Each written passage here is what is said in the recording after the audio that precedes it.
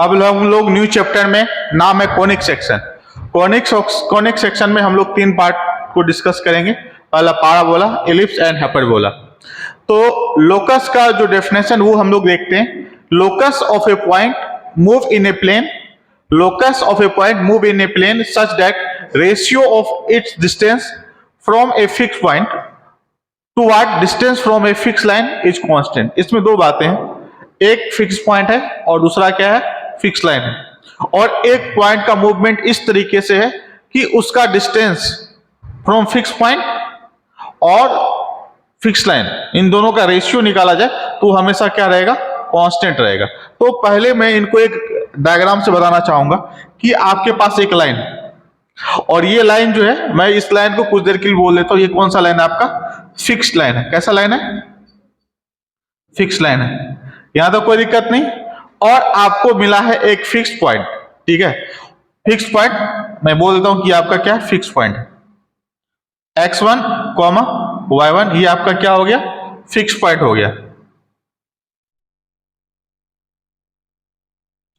यहां तक कोई दिक्कत नहीं है ना। चलो, तो बोला जा रहा है कि कोई भी पॉइंट है ना इस तरह से मूव करेगा कि अगर मान लीजिए एक पॉइंट मैं यहां पे रैंडमली लिया, तो ये पॉइंट कैसा है, वेरिएबल पॉइंट, करेक्ट ना। तो वेरिएबल पॉइंट को मैं किससे डिनोट कर दे रहा हूं, अभी बी से डिनोट कर दे रहा हूं, है ना। और इसको फिलहाल मैं x, y लिख दे रहा हूं। h, k लिखे, बाद में इसको रिप्लेस ही करना होगा, तो मैं डायरेक्ट x, y लिख लिया। तो बोला गया कि इस वेरिएबल पॉइंट का दिस फिक्स पॉइंट से, फिक्स्ड के लिए मैंने f यूज कर लिया। तो ये वाला डिस्टेंस, एक ये डिस्टेंस निकल के आ गया। तो ये क्या हो गया, दो पॉइंट के बीच की दूरी हो गई, जिसमें एक फिक्स पॉइंट है, एक क्या है, वेरिएबल पॉइंट। दूसरा क्या है, दूसरा अब इसी पॉइंट का जो वेरिएबल पॉइंट है उनका distance from fix line, from fix line. तो कैसा डिस्टेंस, शॉर्टेस्ट डिस्टेंस या कैसा भी डिस्टेंस, परपेंडिकुलर। शॉर्टेस्ट डिस्टेंस के बारे में बात होगा, बात समझ में आ रहा कि नहीं आ रहा। तो इस पॉइंट से इस लाइन की दूरी, ये दोनों तुम लोग पढ़ लियो ना, फॉर्मूला लगाने में दिक्कत नहीं होगा ना। अब भी दिक्कत होगा तो बहुत दिक्कत है। तो ये वाला मैं इस पॉइंट को फुट ऑफ परपेंडिकुलर को क्या बोल देता हूं, पॉइंट को एफ से नोट कर देता हूं। तो यहां पे दो बातें हो गई, क्या हो गई कि वेरिएबल पॉइंट का दिस फिक्स पॉइंट से डिस्टेंस और दिस फिक्स लाइन से डिस्टेंस, है ना। अब हम लोग क्या करेंगे, इन दोनों का रेशियो ले लेते हैं, जब फोकस बोला जाएगा, है ना। तो the fix point is called focus. Second, इस फिक्स लाइन को क्या बोला जाएगा, the fix line is called directrix. देखो ये हर एक केस में सेम ही होगा, है ना। जैसे कि आप पढ़ेंगे पाराबोला, एलिप्स, हाइपरबोला, तीनों के लिए सही है, सत्य है, ट्रू है, करेक्ट ना। तो fix line is called directrix. मैंने बताया कि ये जो रेशियो होता है ये एक स्पेशल रेशियो है, वेरी वेरी इंपॉर्टेंट, इसी से डिसाइड होता है। तुम देखोगे वीडियो को, आप बैक करके भी देखोगे, तो मैंने स्पेशल 3 पॉइंट बोला था, उसमें 3 वैल्यू लिया था। एक वैल्यू लिया था जो 1 से बड़ा था, एक वैल्यू मैंने 1 लिया था, एक ई का जो वैल्यू लिया था मैं 1 से कम लिया था। उसका एक खास रीजन था, खास रीजन ये था, जब ई का वैल्यू 1 से, इसेंट्रिसिटी की वैल्यू जब 1 से कम हो जाए तो यही कोनिक रिप्रेजेंट करेगा एलिप्स को। बात समझ में आ गया कि नहीं। मैंने बोला था कि इसकी वैल्यू एक बार 1 हो जाएगा तो उस समय क्या प्रोड्यूस होगा, जो कोनिक निकल के आएगा वो उसका शेप पाराबोला जैसा होगा, मतलब वो पाराबोला ही निकल के आएगा, करेक्ट ना। और एक बार मैंने क्या बोला, ई का वैल्यू क्या हो जाएगा, 1 से बड़ी हो जाए, 1 से ग्रेटर देन हो जाए, तो क्या निकल के आएगा, हाइपरबोला। यही 3 पॉसिबिलिटी है, इसके अलावा कोई पॉसिबिलिटी है नहीं, है ना। तो यही 3 शेप आपके सामने जो है निकल के आएंगे, कोई दिक्कत नहीं है ना। तो ये काफी इंपॉर्टेंट, इसी के आधार पे हम लोग बोलते हैं कि वो क्या है, कौन सा कोनिक है, करेक्ट ना। चलिए, तो फिर क्या बोला गया, constant ratio is called eccentricity, जिसको हम लोग इसे डिनोट करेंगे। यही एक बार जब ग्रेटर देन 1 हो जाएगा तो हाइपरबोला, इक्वल टू 1 हो गया तो पाराबोला, और लेस देन 1 हो गया तो इलिप्स। इलिप्स पर हो गए, फिजिक्स में भी कभी कभी आता होगा, करेक्ट ना। फिर line passing through focus, line किससे पास करेगा, फोकस से, and perpendicular to directrix is called axis. क्या होना चाहिए, किससे पास करना चाहिए, इस फोकस से पास करेगा और किससे परपेंडिकुलर होगा, डायरेक्ट्रिक्स से पास करेगा। तो अगर मैं यहां पे थोड़ा सा डायग्राम में ड्रॉ कर दूं तो कोई दिक्कत नहीं है ना, आप लोग एक्सिस पहचान जाइएगा, है ना। जब भी आपको एक्सिस पहचानना होगा कोनिक सेक्शन का निकालना होगा तो आप इस बात को जरूर ध्यान रखेंगे, line should be pass through focus and should be perpendicular to directrix. तो डायरेक्ट्रिक्स क्या है, कुछ नहीं, फिक्स लाइन है, और फोकस क्या है, फिक्स पॉइंट है। तो कैसा लाइन होगा, जो इससे भी पास करे और इससे परपेंडिकुलर हो तो क्या कहलाएगा, एक्सिस कहलाएगा ना। तो एक्सिस ड्रॉ कर दें, ये क्या हो गया आपका, यही क्या हो गया आपका, ये जो लाइन हो गया क्या कहलाएगा, एक्सिस कहलाएगा। क्यों कहलाएगा, क्योंकि ये दो बातें हो रही है, एक तो ये डायरेक्ट्रिक्स से कितना एंगल बना रहा है, 90 डिग्री बना रहा है, और कहां से पास कर रहा है, फोकस से पास कर रहा है। तो ऐसी लाइन को क्या बोला जाएगा, एक्सिस बोला जाएगा। अभी ये वेरिएबल पॉइंट से कोई शेप बनेगा, है ना, वो शेप इस एक्सिस को जहां पे इंटरसेक्ट करेगा उसको उनका वर्टेक्स बोला जाएगा। जैसे कि पाराबोला में तुम लोग वर्टेक्स निकाले थे, पाराबोला तो तुम लोग क्लास 9 से शेप ड्रॉ कर रहे हो ना, है ना, लेकिन तुम लोग को पता नहीं कि उसमें होता क्या, बस तुम लोग शेप ड्रॉ कर लेते हो। जैसे एग्जांपल के लिए मैंने आपके लिए, आप लोग y इक्वल टू या x equal to y square, है ना, या y equal to x square, ये सब ड्रॉ किए हैं, है ना, कोई दिक्कत नहीं ना। ये वाला से आप लोग ज्यादा परिचित होंगे, क्लास 10 में भी ड्रॉ करना था, तो मैं अभी वही बना करके दिखाता हूं, इधर ध्यान दो। ये हो गया, ये क्या हो गया, पाराबोला हो गया। सोचो, कभी इसमें तुमने पता किया है पाराबोला है, ये भी क्या है, कोनिक का ही एक पार्ट है, इसका भी फोकस होगा, इसका भी डायरेक्ट्रिक्स होगा। आज तक तुम लोग पढ़े नहीं, पढ़े ना, एकदम बिल्कुल चर्चा ही नहीं किया गया। कितना शार्पली निकाल दिया, तुम लोग को पढ़ा भी दिया, डायग्राम भी, लेकिन इनका भी एक फिक्स पॉइंट होगा और इसका भी एक डायरेक्ट्रिक्स होगा, है ना। तो देखो, और ये तुम्हारा हो गया एक्सिस, क्योंकि फोकस यहां पे है और ये डायरेक्ट्रिक्स है। एक लाइन जो फोकस से पास करे और डायरेक्ट्रिक्स से परपेंडिकुलर हो, क्या कहलाएगा, एक्सिस कहलाएगा। और ये हो गया आपका कोनिक, पाराबोला कोनिक का एक टाइप है ना। तो ये और ये एक्सिस जहां पे कट करता सो क्या बोलते हैं, तुम लोग को बस यहां पे बोलते थे ये वर्टेक्स है, तुम लोग रटा दिया गया था वर्टेक्स। लेकिन तुम लोग कभी पूछे कि वर्टेक्स क्यों इसको बोलेंगे, वर्टेक्स यहां इसको क्यों नहीं बोलेंगे, है ना। इसके पीछे यही रीजन था, लॉजिक यही है, ये किसका इंटरसेक्शन पॉइंट है, एक्सिस एंड कोनिक का इंटरसेक्शन पॉइंट को हम लोग क्या बोलते हैं, वर्टेक्स बोलते हैं। इधर ध्यान दो, एक इंटरेस्टिंग फैक्ट ये है, इलिप्स तुम लोग 1000 बार ड्रॉ किए होगे, फिजिक्स में तो करते होगे, इलिप्टिकल पाथ बनाते होगे, है ना। तो बताओ, ये हो गया इलिप्स, तुम लोग बताओ इसमें वर्टेक्स कौन होगा, ये दोनों होगा, ये और ये होगा, या चारों होगा, फिक्स पॉइंट तो यहां होगा।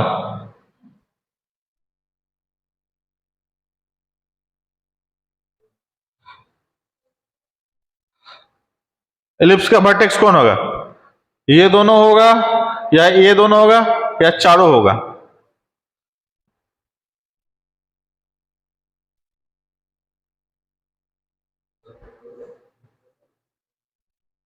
डेफिनेशन पे जाओ, कभी फंसो डेफिनेशन को डायरेक्ट पकड़ो।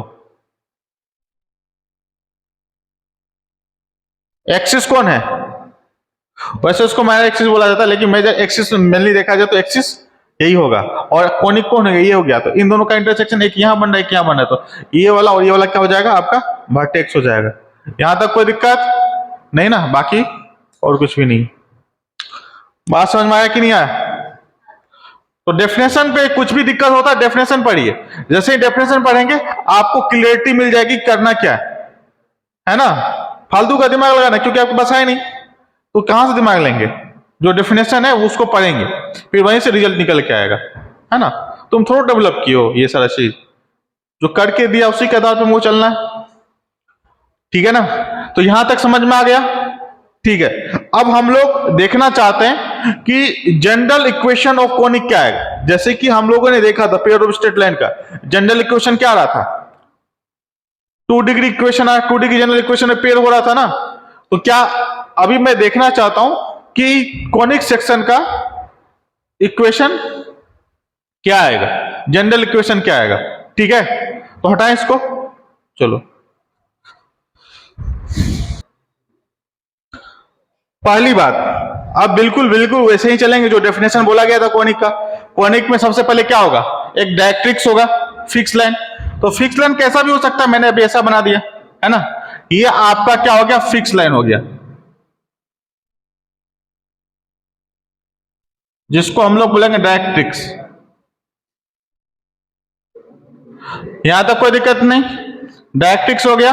अब आपको क्या मिलेगा, एक फिक्स पॉइंट, जिसको हम लोग क्या बोलते हैं, फोकस।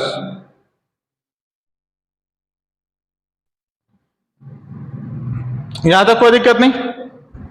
फिक्स लाइन का इक्वेशन हम लिख दे रहे हैं, l x plus m y plus n equal to 0, कोई दिक्कत नहीं है ना।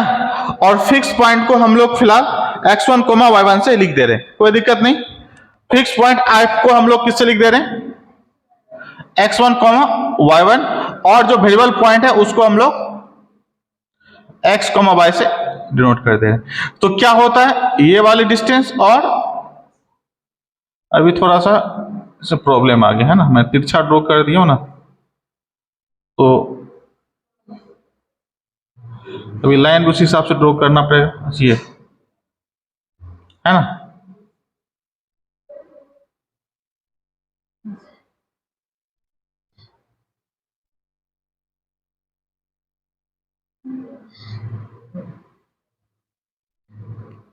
कोई दिक्कत नहीं, तो ये वाला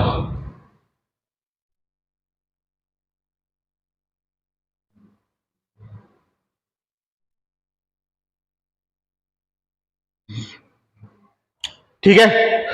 तो क्या होगा, B F is equal to B M, यहां तक कोई दिक्कत नहीं। वो क्या आएगा, ई के बराबर आएगा, इसेंट्रिसिटी के बराबर आएगा ना।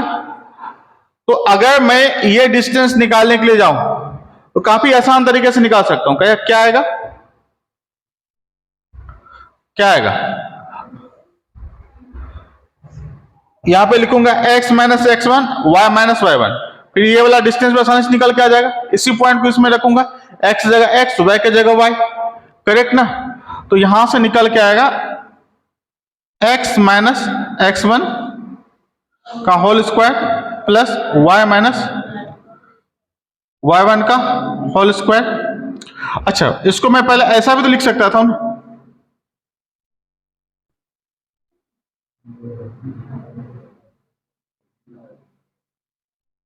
बीएम को उधर भेज दिया है ना। तो यहां से क्या आ जाएगा, और स्क्वायरिंग भी कर देंगे तो कोई दिक्कत नहीं ना, ज्यादा बेहतर हो जाएगा। तो जो स्क्वायर रूट था वो कैंसिल आउट हो गया स्क्वायर के साथ। अब यहां पे आ गया ए स्क्वायर। अब क्या है, ये डिस्टेंस निकालना पड़ेगा। तो डिस्टेंस क्या आएगा आपका, पॉइंट को रखेंगे तो l x plus m y plus n, इनका स्क्वायर और root under l square.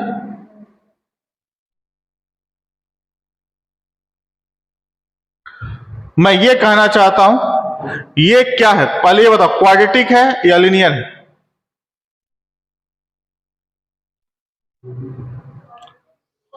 Quadratic है। क्या इसमें एक्स स्क्वायर का टर्म है, वाई स्क्वायर का टर्म है, एक्स वाई का, एक्स का, वाई का, और कांस्टेंट टर्म। इनको सॉल्व करके तुम लोग ये बोलना चाह रहे हो कि एक्स स्क्वायर टर्म आएगा, वाई स्क्वायर का टर्म आएगा, और वो किसके फॉर्म में होगा, ई एल एम एन के फॉर्म में होगा, एक्स वन वाई वन। तो इतना कचरा को हम लोग नहीं लिखते हैं, उन सभी कांस्टेंट के बदले में हम लोग फिर से एक नया कांस्टेंट देते हैं। जैसे कि एक्स स्क्वायर का टर्म आएगा, जो भी कांस्टेंट रहेगा उसके लिए हम लोग यहां पे क्या रखेंगे, ए रखेंगे, करेक्ट ना। और फिर क्या रखेंगे, वाई स्क्वायर के लिए जितना भी बना होगा उन सभी कांस्टेंट को रिप्लेस करके हम लोग क्या लिखेंगे, बी लिखेंगे, कोई दिक्कत नहीं। इसी तरीके से आपके सामने अपीयर हो जाएगा ये वाला जो तुम पढ़े हो, 2gx plus 2fy plus c equal to 0। अब बात ये होती है कि तुम बोलोगे कि ठीक है सर ये तो आ गया, लेकिन एक टाइम में ये पेयर ऑफ स्ट्रेट लाइन को भी रिप्रेजेंट कर रहा था, तो ये कोनिक का रिप्रेजेंट करेगा ही नहीं करेगा, है ना। तो मैं बोला था पेयर ऑफ स्ट्रेट लाइन को रिप्रेजेंट करने के लिए जो एक डिटरमिनेंट आया था जिसको हम लोगों ने डेल्टा से नोट किया था, उसकी वैल्यू क्या होनी चाहिए थी, 0 होनी चाहिए थी। जब 0 नहीं होगा तब ये क्या रिप्रेजेंट करेगा, तब ये रिप्रेजेंट करेगा आपका कॉनिक सेक्शन को। बात समझ में आ रहा है कि नहीं आ रहा, क्लियर है कि नहीं क्लियर है। तो अगर मैं इनको सॉल्व करता हूं तो इनका जनरल इक्वेशन किस तरह से अपियर होगा, 2 डिग्री जनरल इक्वेशन के फॉर्म में तैयार होगा। कोई दिक्कत नहीं ना, पहले यहां तक लिखिए फिर आगे बढ़ते हैं।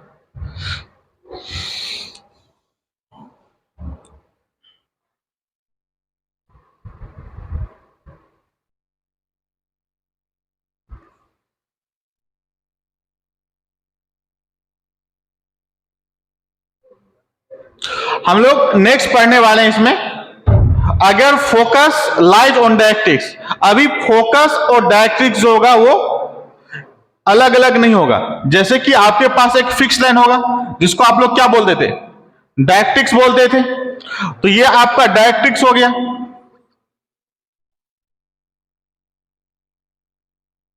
है ना। अभी मैं फोकस को बोला जा रहा है कि फोकस इस लाइन के बाहर लाई नहीं करे, लाइन पे ही लाई करे।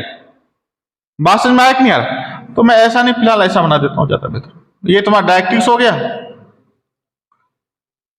पहले यहां देखो सभी को, डायरेक्ट्रिक्स हो गया, और ये तुम्हारा क्या हो गया, फोकस हो गया।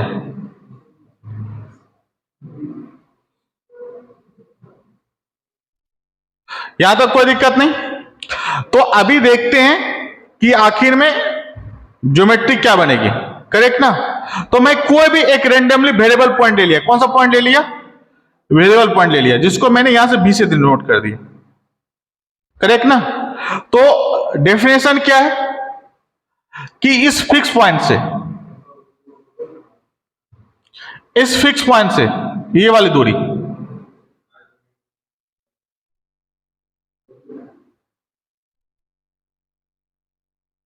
है ना,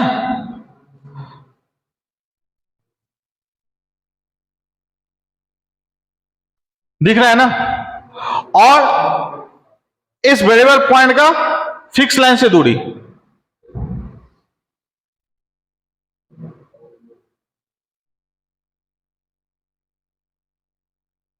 बढ़िया,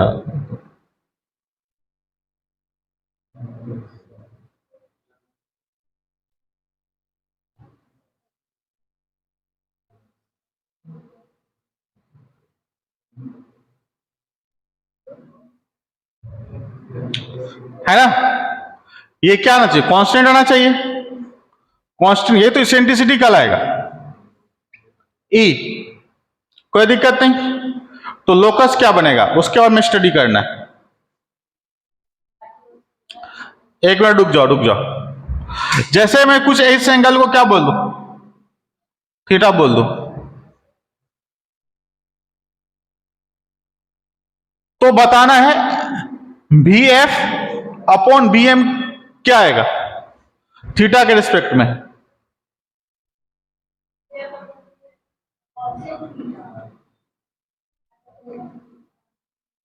कोसेक थीटा। आप पॉइंट, अगर ये इसको कांस्टेंट रखना है, एसेंट्रिसिटी को कांस्टेंट रखना है, तो पॉइंट का जो मूवमेंट होगा ना वो इसी लाइन पे होगा। आप कहीं पर भी लाइन को सिलेक्ट कीजिएगा वेरिएबल पॉइंट,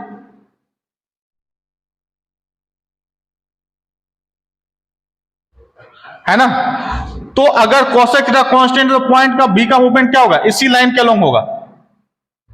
बात समझ में आ रहा है कि नहीं आ रहा। उस समय कोई कॉनिक रिप्रेजेंट, कोई कॉनिक का इक्वेशन निकल के नहीं आएगा। क्या रिप्रेजेंट करेगा, ये स्ट्रेट लाइन रिप्रेजेंट करेगा, है ना, जो कि डायरेक्ट्रिक्स से कितना एंगल बना रहा होगा, एंगल थीटा, और कोसेक से क्या आ जाएगा आपका, इसेंट्रिसिटी आ जाएगी। इसमें किसी को दिक्कत तो बोलो। बात समझ में आया कि नहीं आ रहा। अच्छा, कोसेक थीटा का रेंज क्या होता है अगर पॉजिटिव में देखा जाए तो, 1 से ग्रेटर होता है ना, क्योंकि साइड का रेशियो तो पॉजिटिव होगा ना, तो इसकी वैल्यू हमेशा क्या होगी, ग्रेटर देन 1 होगा। इसमें भी बहुत सारे केस बनेंगे, ठीक है, 3 केस बनेंगे।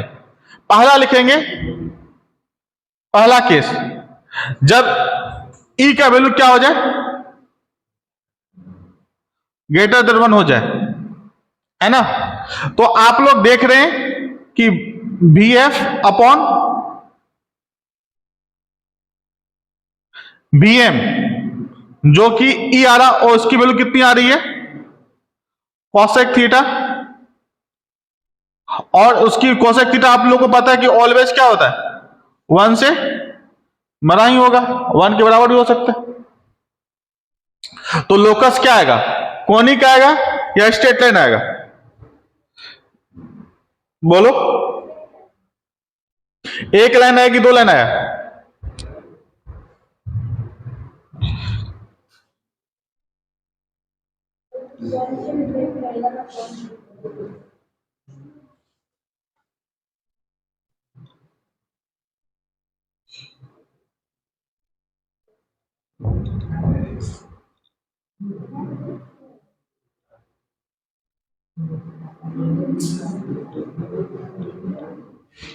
लाइन पेयर है, ध्यान दीजिए। एक ऐसा भी हो सकता था, और दूसरा कैसा हो सकता था, ऐसा। पॉइंट कैसे चेंज होगा, फिक्स पॉइंट तुम्हारा यही है ना, करेक्ट ना। एक ये वाली लाइन आएगी और एक ये वाली लाइन आएगी, इसलिए मैंने क्या बोला, लाइन पेयर आएगा, है ना। दूसरी बात, इफ ई का वैल्यू कितना हो जाए, 1 हो जाए। ई का वैल्यू 1 होने का मतलब क्या हुआ, ई का वैल्यू 1 होने का मतलब क्या हुआ, इफ ई का वैल्यू क्या हो जाए, 1 हो जाए। 1 होने का मतलब B F is equal to कितना हो जाएगा, इससे क्या निकल के आ जाएगा, B F is equal to B M. तो बताओ ये length B F is equal to B M कब होगा, राइट एंगल ट्रायंगल में, कभी हो सकता है कि नहीं हो सकता है, नहीं होगा, लिमिटिंग केस हो जाएगा ना। जैसे कि आपका डायरेक्ट्रिक्स हो गया, ये क्या हो गया, आपका डायरेक्ट्रिक्स हो गया,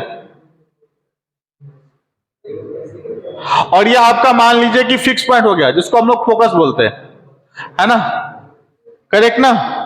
ये तब ही होगा जब मेरे पॉइंट इस तरह से ले लिया, तो ये वाला दिख रहा है ना, अभी बी पॉइंट का डिस्टेंस फिक्स पॉइंट से, है ना, फोकस से, करेक्ट ना, और बी पॉइंट का डिस्टेंस फ्रॉम दिस लाइन से, दोनों क्या हो गया, इक्वल नहीं हो गया, हुआ कि नहीं हुआ, अभी दोनों एक ही जगह लाई कर गए ना, बात समझ में आया कि नहीं आ रहा, दोनों एक ही जगह, तो अभी लाइन पेयर नहीं आएगा, सिर्फ एक लाइन आ जाएगा, बी का मूवमेंट अलोंग दिस लाइन होगा, मतलब परपेंडिकुलर, है ना, यहां तक कोई दिक्कत नहीं। तो क्या बनेगा, लिखो पहले यहां तक, फिर आगे बढ़ते हैं।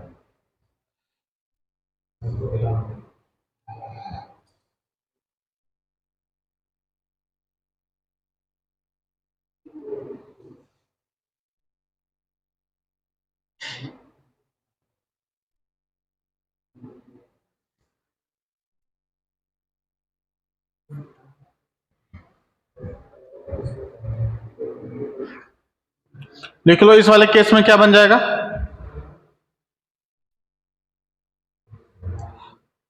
locus is a line, locus is a line, is a line perpendicular to the directrix and passing through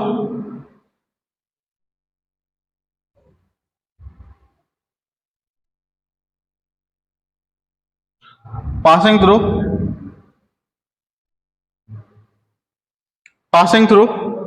focus, passing through focus slash डाल के आप लिख सकते हैं फिक्स पॉइंट, कोई दिक्कत। ये पॉइंट समझ में आया कि नहीं आया? दिख रहा है ना कि इस वाले केस में हाइपोटेनियस किस में कन्वर्ट हो गया है? परपेंडिकुलर में। ये ट्रायंगल क्या हो गया? सिमट के आ गया इधर में, कोई दिक्कत नहीं ना। तो जब इसेंट्रिसिटी की वैल्यू 1 होगी उस समय B F is equal to B M हो जाएगा, करेक्ट ना। तो ये दोनों अब सारे पॉइंट कहां पे लाई करेंगे? इसी पे लाई करेंगे। तो लिखा गया कि इस केस में कोनिक नहीं आएगा, इस केस में क्या आएगा? Locus is a line perpendicular to the directrix. Directrix पे क्या होगा? परपेंडिकुलर होगा एंड पासिंग थ्रू फोकस या फिक्स पॉइंट। यहां तो कोई दिक्कत नहीं। नेक्स्ट अब हम लोग दो केस देख लिए, एक ये वाला फोकस लाइन ऑन डायरेक्ट्रिक्स पे हम लोगों ने पहला पार्ट और दूसरा पार्ट देख लिया। अब एक ये भी हो सकता था कि इसेंट्रिसिटी की वैल्यू क्या हो जाए? 1 से कम हो जाए। तो थर्ड पार्ट देखते हैं। थर्ड पार्ट में क्या है? हम लोग क्या करते हैं? इसेंट्रिसिटी को क्या करते हैं? 1 से कम कर लेते हैं। तो उस केस में क्या हो जाएगा? VF लेस देन BF और BM का रेशियो क्या आएगा? लेस देन 1 आ गया। मैं आपसे पूछना चाहता हूं, क्या यह पॉसिबल है? नहीं पॉसिबल है। क्यों? क्योंकि VF जो है आपका क्या है? हाइपोटेनियस है, और जो BM है वो क्या है? आपका साइड लेंथ हो गया। नहीं, पहले तुम यहीं से देखो, ये दोनों इक्वल होने की संभावना था, लेकिन तुम बोल सकते हो कभी कि जो BF है वो हाइपोटेनियस बड़ा हो जाएगा, हाइपोटेनियस छोटा हो जाएगा साइड से?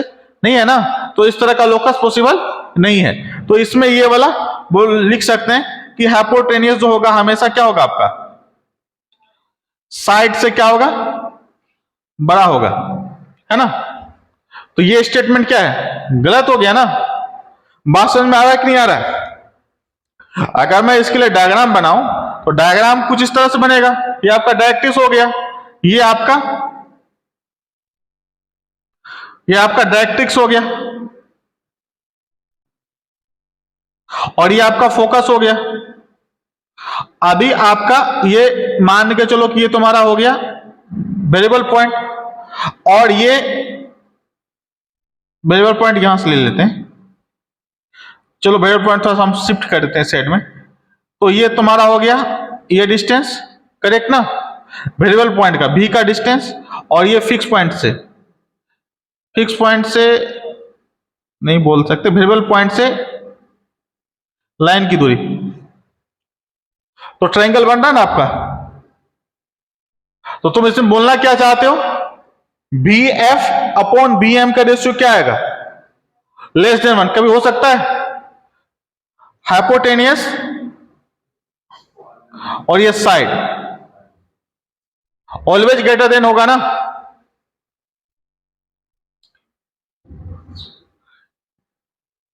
लिखो not possible as hypotenuse always greater than side. Hypotenuse हमेशा क्या होगा? साइड से बड़ा होगा। तो ऐसा नहीं होगा। तो लोकस क्या होगा? कुछ होगा लोकस, कोई भी लोकस यहां पे निकल के नहीं आएगा, कोई भी रियल ज्योमेट्री निकल के आपके पास निकल के नहीं आएगा।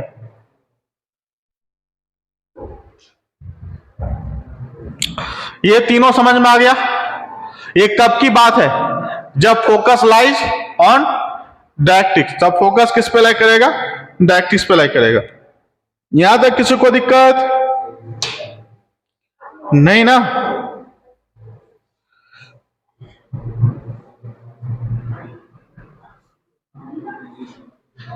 ये सब नहीं पूछता, बस ऐसे ही बेसिक बता रहा था। Focus does not lie on directrix, जैसे कि बताया गया कि इधर ध्यान दो सभी को। Focus does not lie directrix, तो ये क्या हो गया आपका? डायरेक्ट्रिक्स हो गया ना।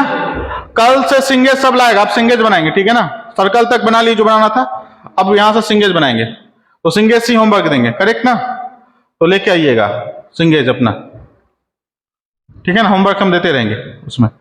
तो डायरेक्ट्रिक्स हो गया आपका। डायरेक्ट्रिक्स के बाद अब क्या है? Focus does not line on directrix, focus अभी जो है डायरेक्ट्रिक्स पे लाइन नहीं कर रहा है, तो कहीं लाइन करेगा। तो मैं बोल लेता हूं कि फोकस आपका यहां पे हो गया, कोई दिक्कत। अब वेरिएबल पॉइंट होगा, वेरिएबल पॉइंट का जो डिस्टेंस होगा फ्रॉम दिस फोकस,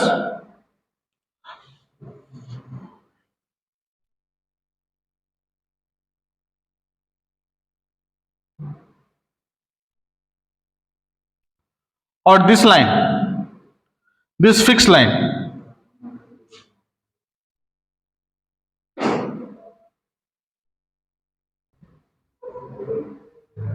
है ना, करेक्ट ना। तो यहां पे मैं बोल रहा हूं कि VF अपॉन VM जो कि इसेंट्रिसिटी है ना,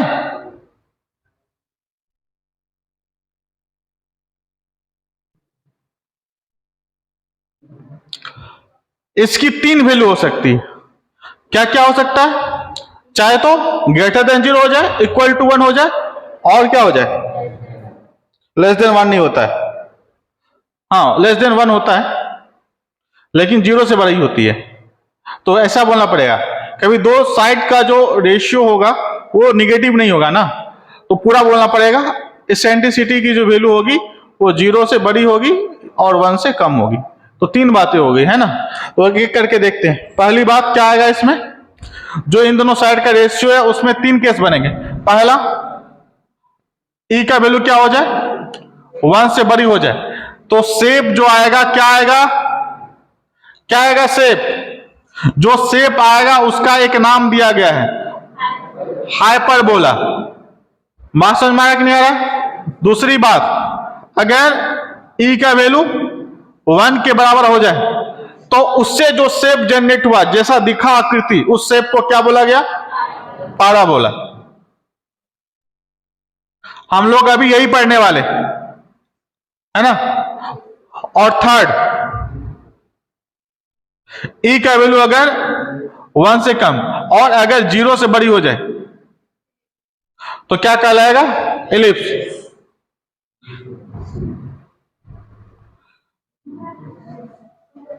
और अगर 0 हो जाए तो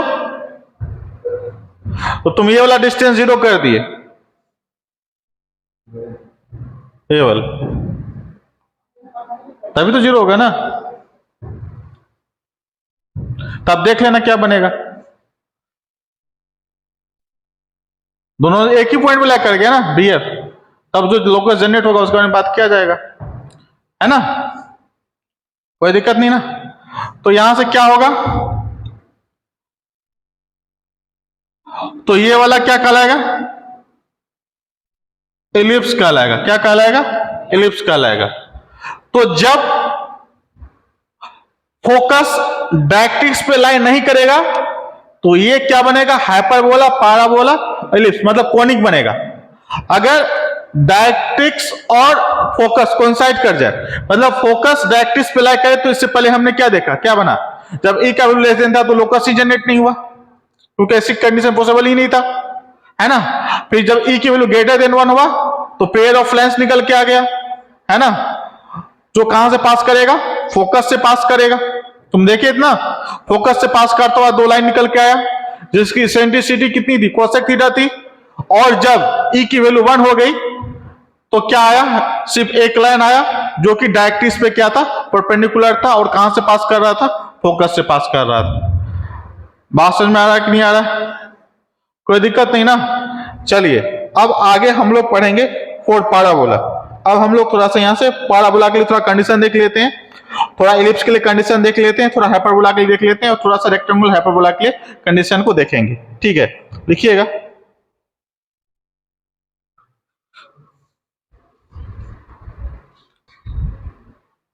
अब हम लोग 2 डिग्री जनरल इक्वेशन लिखते हैं।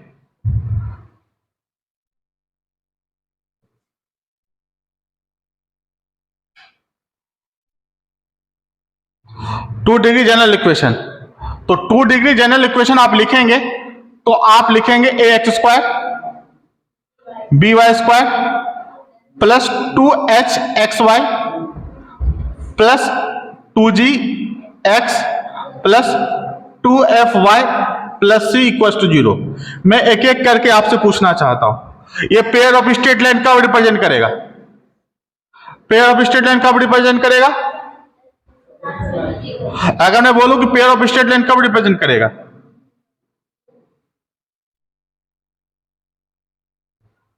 डेल्टा की वैल्यू कितनी आ जाए? डेल्टा की वैल्यू क्या हो जाए? ए बी सी, है ना?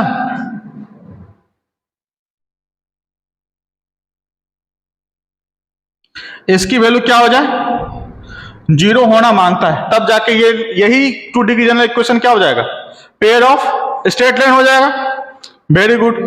दूसरा हम लोगों ने पढ़ा सर्कल, याद है कि नहीं है? इसमें दो कंडीशन था।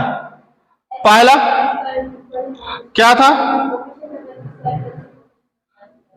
Coefficient of x square equals to coefficient of y square, और दूसरा पार्ट था कोफिशिएंट ऑफ, बोलिए यही था ना? अब हम लोग किसके तरफ बढ़ चुके हैं? पाराबोला की तरफ बढ़ चुके हैं। तो पाराबोला में देखिएगा थर्ड में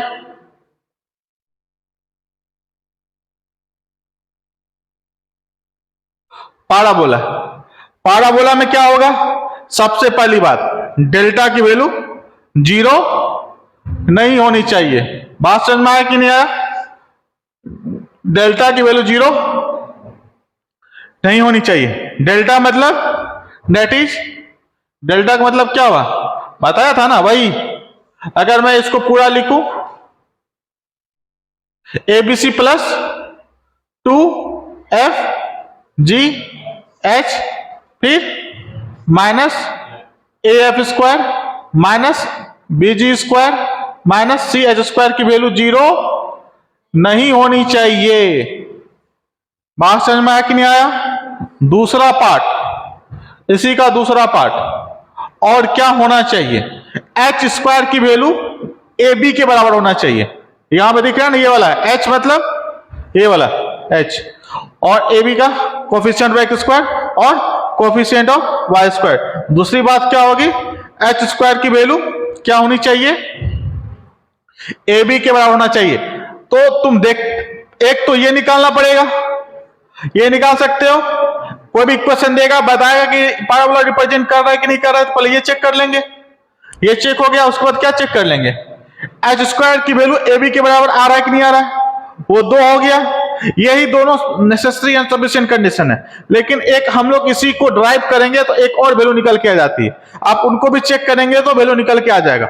इसेंट्रिसिटी, इसेंट्रिसिटी का नाम बताया था हमने, कांस्टेंट होता है। अगर उसकी वैल्यू 1 हो गई, बताया था ना, तो क्या रिप्रेजेंट करेगा? वो पैराबोला को रिप्रेजेंट करेगा। यहां तक याद रहेगा? बेसिक ही चल रहा है अभी। पैराबोला में हम लोग इसी के बारे में काफी डिटेल में स्टडी करेंगे, है कि नहीं है? अब थोड़ा सा हम लोग चलते हैं किसके तरफ? इलिप्स के तरफ। इलिप्स के तरफ, इलिप्स में भी वही कंडीशन है। पहला, डेल्टा की वैल्यू 0 नहीं होनी चाहिए। दूसरा कंडीशन, एच स्क्वायर की value less than a b होनी चाहिए। तीसरा कंडीशन, जो ई का वैल्यू है वो वही इसी से निकल के आएगा, ठीक है ना? जब इसी को हम लोग थोड़ा सा कैलकुलेट करते हैं तो वैल्यू निकल के आती है। तो लिखेंगे ई का वैल्यू 1 और 0 के बीच में लाई करेगा। ये क्या हो गया आपका? एलिप्स के लिए केस आ गया। यहां तक कोई दिक्कत नहीं ना? फिर उसके बाद हम लोग बात करते हैं हाइपरबोला के लिए। हाइपरबोला के लिए क्या आएगा?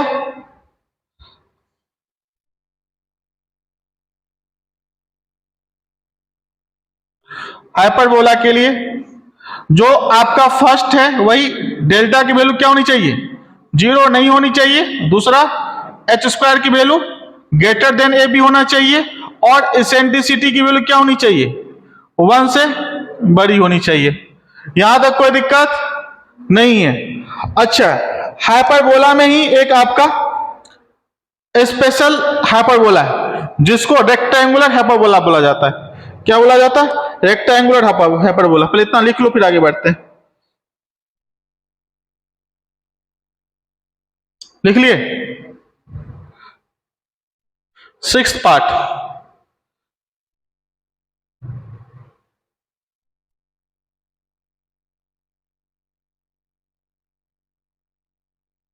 है ना?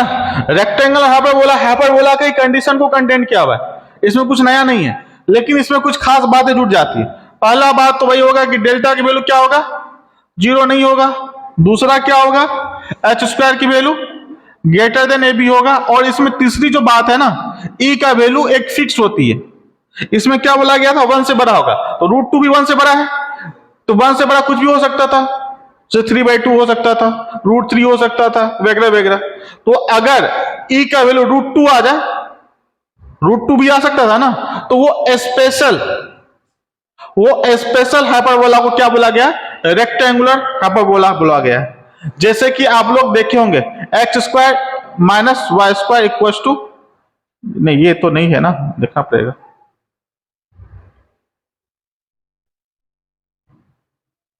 X into y equal to c square, है ना?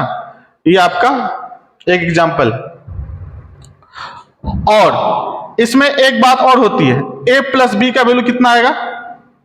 0 आएगा।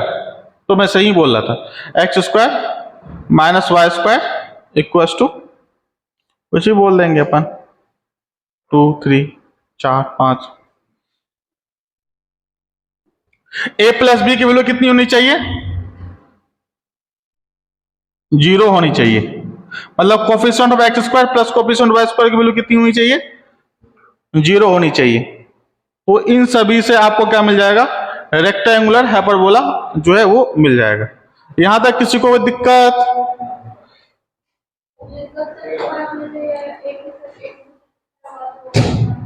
ऐसा नहीं है, ये जो है ना कंडीशन, रेक्टेंगुलर हाइपरबोला का तो ये सब कंडीशन आता है। जैसे कि आपको पहचानना कि रेक्टेंगुलर हाइपरबोला है कि नहीं है, तो सिर्फ आपको उसका एसेंट्रिसिटी निकाल लीजिए। अगर √2 आ गया तो बात खत्म। हाँ, और एक तुमको ये चेक करना पड़ेगा ना, अगर ये दोनों करोगे तो मोर देन सफिशिएंट हो गया। मैं अभी भी बोला था ना कि अगर इनको और इनको कर लोगे तो पता चल जाएगा, है ना? इसको करने की आवश्यकता नहीं है, चाहे तो ये कर लो और ये कर लो, चाहे तो ये कर लो या ये कर लो, दो करना पड़ेगा, है ना? आपको पता चल जाएगा, ठीक है ना? बहुत बार हम लोग निकाले। हाँ, लेकिन कोई रेक्टेंगुलर हाइपरबोला है तो ये सब उसमें निकल के आएगा, ठीक है ना? इन सभी से तुम पहचान पाओगे, यहां तक कोई दिक्कत नहीं। लेकिन सब में एक कंडीशन है, डेल्टा की वैल्यू 0 नहीं, डेल्टा की वैल्यू 0 नहीं, डेल्टा की वैल्यू 0 नहीं। अब बाकी तो कुछ नहीं है, वही है, ए का वैल्यू √2, मतलब 1 से बड़ी हो जाए तो हाइपरबोला, अगर 1 से कम हो गया तो इलिप्स, और इक्वल टू 1 हो गया तो पाराबोला। और कुछ है क्या? नहीं है ना? चलिए अब जो है एक क्वेश्चन करते हैं। क्वेश्चन लिखिएगा। टाइम हो गया क्या? yes, लिखो आइडेंटिफाई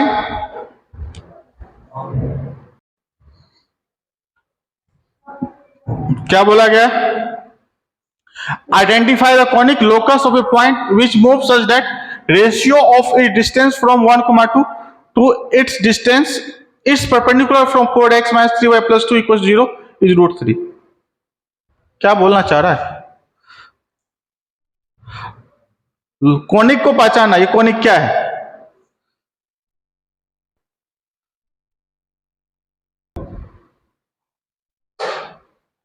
देखो फोकस, फोकस फोकस मतलब फिक्स पॉइंट 1, 2 किस पे लाई कर रहा है? किस पे लाई कर रहा है? Lies on directrix 4x - 3y + 2 = 0 as it satisfy the focus satisfy the directrix. यहां तक कोई दिक्कत नहीं ना? तो इसके आधार पे जो लोकस आएगा क्या आएगा? याद करो क्या आएगा? लोकस क्या आता था? एसेंट्रिसिटी की वैल्यू कितनी देके रखी है? एसेंट्रिसिटी की वैल्यू कितनी देके रखी है? √3। ग्रेटर देन क्या है? 1 है। तो जब ग्रेटर देन 1 होता तो क्या निकल के आया था? Locus. Locus is a line pair, लिखिए। Hence locus is a line pair. बात समझ में आया कि नहीं आ रहा? लोकस कैसा बनेगा? ये आपका डायरेक्ट्रिक्स हो गया, फोकस इसी पे लाई करेगा। फोकस जो है तुम्हारा 1,2 यहीं पे लाई करेगा। ये डायरेक्ट्रिक्स का इक्वेशन हो गया, जिसका इक्वेशन देके रखा हुआ है 4x - 3y + 2 = 0। और लाइन जो होगा कुछ इस तरह से होगा।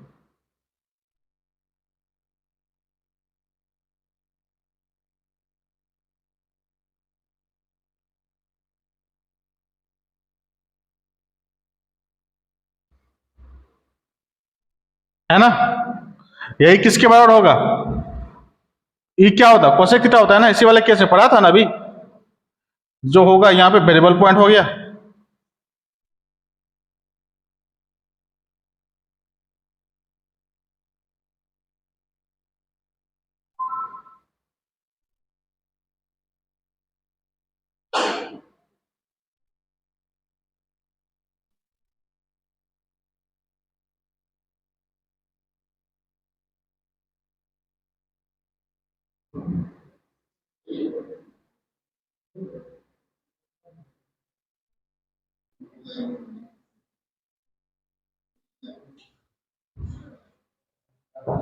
यहां तो कोई दिक्कत नहीं ना?